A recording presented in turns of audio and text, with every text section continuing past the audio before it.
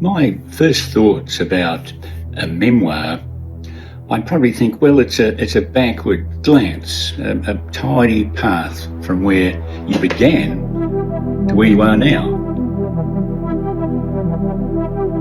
But imagine that the future quietly slips into the room and asks to be included. Writing alongside AI is like standing in three timelines at once: past, present, and future, folding into each other like pages of the same book. A new form of immersive storytelling. My story began, as many Australian stories do, with a journey across the world. Benjamin, a shepherd from Kent who followed gold dust to Victoria in 1853. "To dig is to dream," he wrote. But Benjamin's dream was only the beginning. His son, William, grew up in a world reshaped by steam, steel, and world war. Both men searching, as I am, for the thread that ties them to their world. When I started researching their lives, I thought I was simply tracing lineage. But the deeper I dug, the more I felt them reach out for me from the new digital code. Benjamin with his pan and shovel, William with his World War I's digger resilience. And that's when the past stopped feeling like a distant country and more like two long-lost friends extending their hands.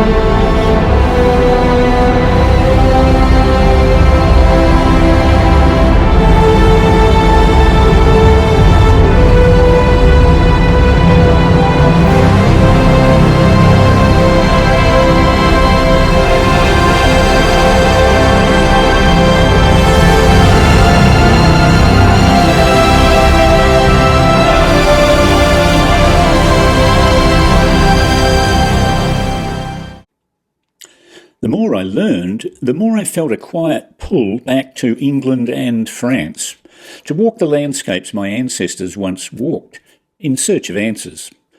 What drew them away? What did they seek?